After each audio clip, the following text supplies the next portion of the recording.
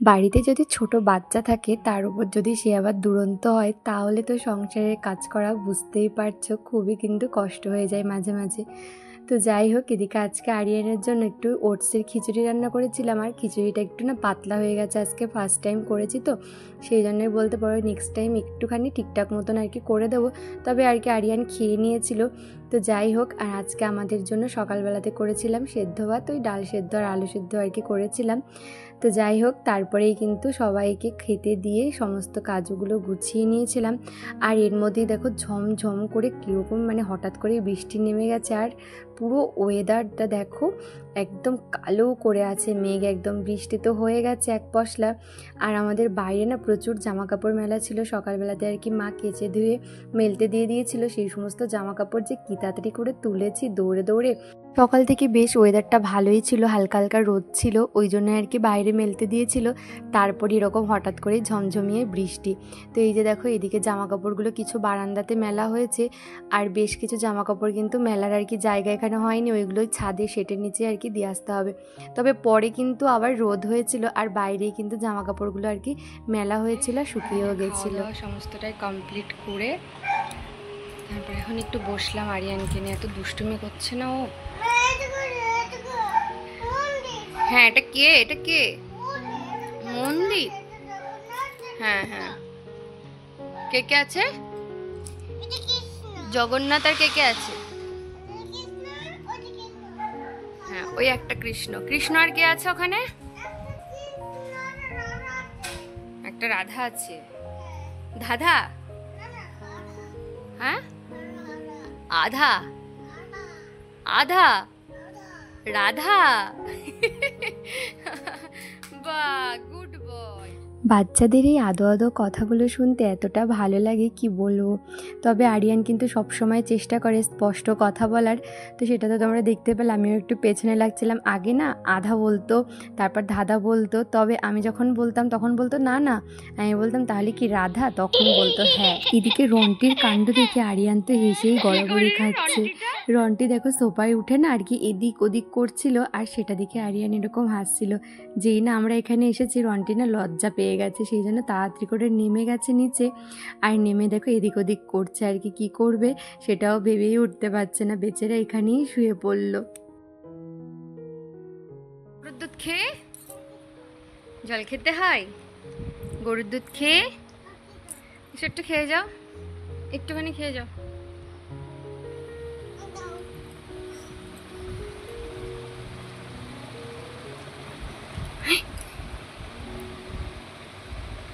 ব্যাস, আর একটু খাবে। সেই সকাল থেকে ঠিক মতন কাজ করতে পারছি না, আজকে ও যা দুরন্তপনা করছে কি বলবো। এখন ওকে ঘুম পাড়াবো, তারপরে সব কাজ করব দৌড়ে দৌড়ে। সকাল থেকে ঠিক মতন কাজই করতে পারছি না। একটুখানি বিছানায় ওকে নিয়েছিলাম সকালে খাওয়া দাওয়ার পরে আর কি, বাসনগুলো সমস্তটাই ধুয়ে একটু এই বিছানার উপরে বসেছিলাম। মানে ওকে আমরা চটকাবো কি, বাচ্চাদেরকে তো বড়রা চটকাই, ওকে চটকাবো কি ও আমাকে চটকে একদম মানে কি বলবো, আমার একদম অবস্থা খারাপ করে দিয়েছে। একবার পিঠের ওপর ওঠে, একবার গায়ের উপরে ওঠে, কি যে করছিল কি বলবো। এটা বাজে হ্যাবিট বাবা, এটা করে না, শুধু দুষ্টুমিগুলো বুদ্ধিগুলো ছেলে। ছি, আসো তোমাকে সকালে বললাম না এটা করতে নেই, এখন এইটা শিখেছে জানো, এই থু করে ফেলা। এই যে দেখো গান বাজছে, গান। তো চলো ওকে ঘুম পাড়িয়ে দিই। মানে ও এত পরিমাণে চিৎকার চেঁচামেচি করেছে, ওর সাথে আমিও সমানে চিৎকার চেঁচামেচি করতে হয়েছে। এদিকে চলে যাচ্ছে, ওইদিকে চলে যাচ্ছে, আমার এখন মাথা যন্ত্রণা করছে। তো চল। হ্যাঁ, মাথা যন্ত্রণা করছে তো। ওষুধ দেবে? ওষুধ দেবে? দেখো ওষুধ আনতে যাচ্ছে। ঠিক আছে ঠিক আছে, চলো চলো চলো চলো, ঘুম পাড়িয়ে দিই, ঘুম পাড়িয়ে দিই। আর এই যে আরিয়ানকে ঘুম পাড়ানোর পর যে কী তাড়াতাড়ি করে সমস্ত কাজগুলো সেরে নিয়েছি। তো যাই হোক, অফ ক্যামেরাতেই সেইগুলো করেছিলাম। আর না ক্যামেরা অন করতে ইচ্ছা করছিল না, কেননা ক্যামেরা অন করলেই তো মানে সেই দেরি হবে কাজের। তো সেই জন্যই বলতে পারো ঝটপট করে কাজগুলো সেরে নিয়েছি। তারপরে এই যে দুপুরের খাবারটা নিয়ে নিয়েছিলাম। তো আজকে না রান্না হয়েছিল আর কি ডিমের ঝোল, তার সাথে ভেন্ডি আলুর ঝোল করেছিল, আর মার একটা রেসিপি রান্না করেছিল, সেটা তো তোমাদের সাথে শেয়ার করতেই হবে। মা না আজকে বলছিল যে বেগুন আর কি ভাজা করবে, একটু পেঁয়াজ টিয়াজ দিয়ে বেগুন ভাজা করবে। তো বেশ কয়েকটা না কচুর আর কি ডাটা ছিল আমাদের ঘরে, ওই যে দুধমান কচু আগের দিন হয়েছিল তারই আর কি ডাটা রেখে দিয়েছিলাম। কটা আর কি ছিল ফ্রিজে, বেশ ভালোই ছিল। মাকে বলছি এগুলো কী হবে, কবে থেকে ফ্রিজের মধ্যে রয়েছে। মা বলছে তাহলে ফেলে দে। আমি বললাম ফেলে দেবো, এটা তো খেতে ভালো লাগে, তুমি একটু পেঁয়াজ টিয়াজ দিয়ে ভাজা করে দিলে পরে তো খাওয়া হয়ে যেত, বেশ ভালোই লাগে। তা মা বলছে তাহলে বেগুনের মধ্যেই দিয়ে দেবো, কেটে দে। মানে সত্যি বলছি বেগুনের টেস্টটাই মানে পাল্টে দিয়েছিল কচুটা, এত ভালো লাগছিল। আমার তো ডিমের ঝোল ভেন্ডি আলুর ঝোলের থেকে সব থেকে বেশি ওটাই ভালো লাগছিল খেতে। তো যাই হোক সবারই কিন্তু ভালো লাগছিলো, বেশ ভালো হয়েছিল। তো যাই হোক তোমাদের সাথে কথা বলতে বলতে আমি কিন্তু টেবিলটা পরিষ্কার করে নিয়েছি। আসলে টেবিলটা কিন্তু দুপুরে রাতে বলে এরকমই অবস্থা হয়ে থাকে খাওয়া দাওয়ার পরে। তো যাই হোক আমি সমস্ত খাবারগুলো যেখানে থাকে সমস্তটা আর কি খালি করে করে ছোটো বাটিতে রেখে দিয়েছি। আর তারপরেই কিন্তু টেবিলটাই যে এখন ভালো করে মুছে নেব। আমার টেবিলটা পরিষ্কার করতে কিন্তু অনেকটাই সময় লাগে, যেহেতু এই যে সাদা আর কি টেবিল ক্লথ, তো ওই জন্যই কিন্তু সময় লাগে। ভাত থাকলে না বোঝা যায় না জানো তো, সেই জন্যই কিন্তু বেশ কয়েকবার করে মুছি, তাহলে কিন্তু একটাও ভাত আর কোথাও থাকে না। আর লাস্টে একবার কিন্তু আমি নিমাইল কিংবা লাইজল থাকলে লাইজল দিয়ে টেবিলটাকে একবার ভালো করে মুছে দিই, তাহলে কিন্তু ওই যে খাওয়ার সময় যে তেলগুলো পড়ে না একদমই কিন্তু তেল চিটচিটে আর কি হয়ে থাকে না, পুরো একদম পরিষ্কার হয়ে যায়। তো আরিয়ানকে চেয়ারের ওপরে খাইয়েছিলাম, একটু খাবার পড়েছিল, চেয়ারটা একবারে একটা দুটো ভাত পড়েছিল, তো ওই জন্য চেয়ারটা একবারে মুছে নিলাম। তো যাই হোক এদিকে আমি কাজ করছি আর আরিয়ান তো সমানে এদিক ওদিক ছোটাছুটি করছে, এক দণ্ড স্থির থাকে না জানো তো, সারাক্ষণ মানে যতক্ষণ ঘুমাবে ততক্ষণ শান্ত, আর যতক্ষণ জেগে থাকবে মানে একটার পর একটা কিন্তু ওর কাজ করতে। তো যাই হোক ঝটপট করে আমাকে এই সমস্ত কাজগুলো কমপ্লিট করে নিতে হবে, তারপর তো আবার মন্দিরে যাব। তো যাই হোক এই যে এখন টেবিলটা মুছতে মুছতে কিন্তু আমার ওদিকে জল গরম বসিয়ে দিয়েছে, আরিয়ানের আর কি ফ্লাক্সে রাখবো। তো জলটা আর কি গরম হয়ে এসছে, তারপর কিন্তু জলটা আর কি ফ্লাক্সে ঢেলে নিয়েছিলাম, তারপরে সোজা এই যে আটা মাখতে চলে এসেছি। তো আটাটা আমি এই সময়তেই মেখে রাখি, এতে কিন্তু অনেকটাই সুবিধা হয়। একবার মন্দিরে চলে গেলে না তখন আর এই সমস্ত কাজ করতে একদমই ভালো লাগে না, সেই জন্য এই যে দৌড়ে দৌড়ে এই কাজগুলো আর কি সেরে নিতে কিন্তু আমার তাড়াতাড়িও হয় আর অনেকটাই সুবিধা হয় বলতে পারো। তো আটা মাখতে আমার খুব বেশি একটা সময় লাগে না। তো যাই হোক এখন যেহেতু আটাটা একবার মেখে রাখছি, তো আবার যখন রুটিটা করবো, এখন তো সেই রাত্রেবেলাতে রুটি করি, ওই 9:30 10টার দিকেই রুটিটা করি, ঝটপট করে হয়ে যায়। তো রুটিটা করার সময় কিন্তু আরেকবার আটাটা ভালো করে মেখে নিতে কিন্তু অনেকটাই রুটি সফট থাকে বলতে পারো। তো যাই হোক রুটিটা করার আগে কিন্তু আমি সমস্ত বাসনগুলো আর কি এদিক ওদিক কিছু বাসন ছড়িয়ে ছিটিয়ে ছিল, সেইগুলো কিন্তু জায়গায় রেখে দিয়েছি। তারপরে এই যে লাস্ট আর কি আটাটা মাখা হয়ে গেলে আমার এদিকের কাজ কিন্তু হয়ে যাবে, তারপরে আমি কিন্তু সোজা ওপরে চলে যাব, যেয়ে রেডি হয়ে নেব। চাঁদ কিবা কান্দ করি ধরিও কান্ডার বলেন তবে পদাবতিয়া আয় দর করি ধরিও কান্ডারিতে বলিলা দেবী চাঁদ বানিয়াঠা আয় দর করি ধরিও কান্ডার বলে বাপ তুমি হীন আন্দর করি ধরিও কান্ডার গালি মোরে পা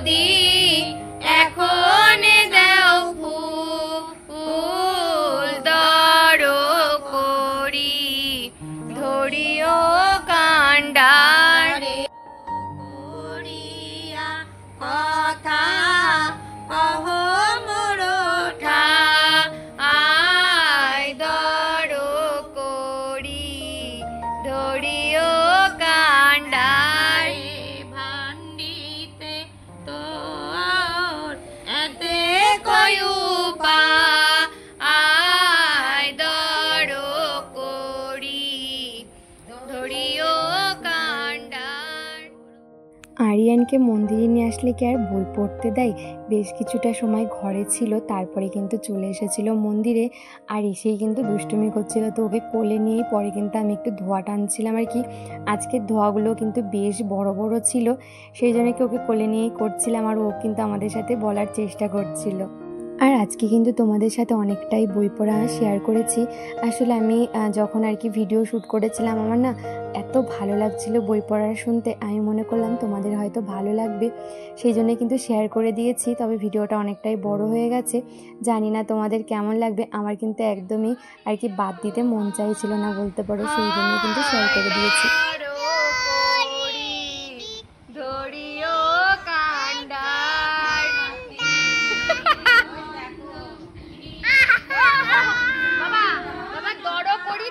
কান্ডার দড় করি ধরিও কান্ডার, বলো দড়ি কান্ডার সে দড় করি ধরিও কান্ডার।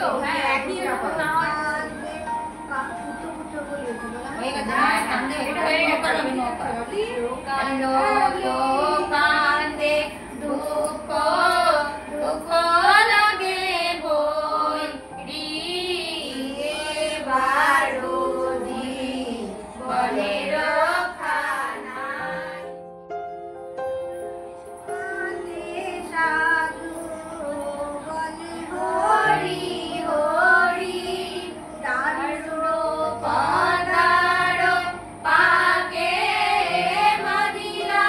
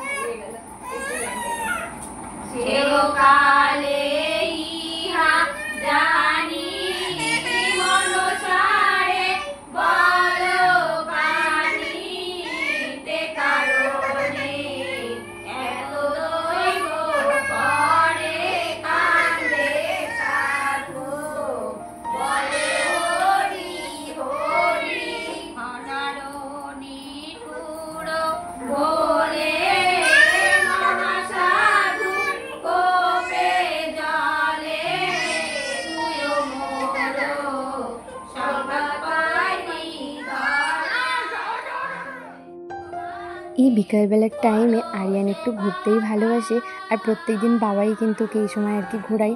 তো বাবাই রেডি হয়ে বাইরে বেরোচ্ছিল, আমি ওকে ভুলবশত বলে ফেলেছি যে দেখো দাদাই কিন্তু বেরিয়ে গেছে। ব্যাস, বাবার একটু কাজ ছিল, একটা জায়গায় যাবে করে। তো আর কি বাবাই বললো আমি পরে নিচ্ছি। আমি ওকে বলছি দাঁড়াও, দাদাই তোমাকে নেবে। কিছুতেই ছেলের কথা শুনে না, যাবে তো যাবেই। তো সেই জন্য ওরকমটা আর কি করছিল। তো যাই হোক, তারপর বাবাই আর কি এসে ওকে নিল। তো এখন আর কি সবাই কিন্তু নিশ্চিন্তে একটু বই পড়তে পারছে, আর আমি কিন্তু এদিকে ঠাকুরের আজকে বাসনগুলো তোলা হয়নি। তো আমি এখন ওইদিকে মন্দিরে ঠাকুরের বাসনগুলো তুলে নিচ্ছি। আর বাসনগুলো তোলা হয়ে গেলে না, আমি বাইরে কয়েকটা জামা কাপড় ছিল সেইগুলো একবারে তুলে ঘরে নিয়ে রেখে এসেছিলাম, সেগুলো কিন্তু শুকিয়ে গেছিলো সবটাই।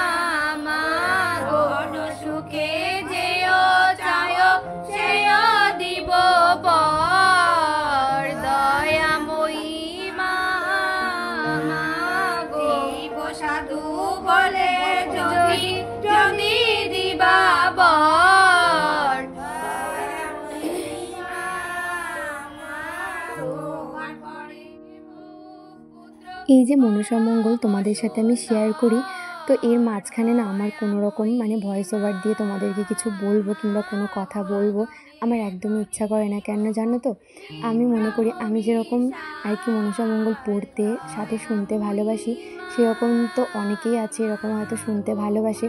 তাই এই মাঝখানে মানে মনসামঙ্গলের মাঝখানে যদি আমি বকবক করি তাহলে কিন্তু অনেকেই হয়তো খারাপ লাগতে পারে। সেই জন্য কিন্তু আমি যখন মনসামঙ্গলটা তোমাদের সাথে শেয়ার করি খুব একটা বেশি কথা বলি না। জানি না তোমাদের কেমন লাগছে। তো যাই হোক, এদিকে দেখো সন্ধ্যার দিকে একদম ঝমঝমিয়ে বৃষ্টি শুরু হয়ে গেছে।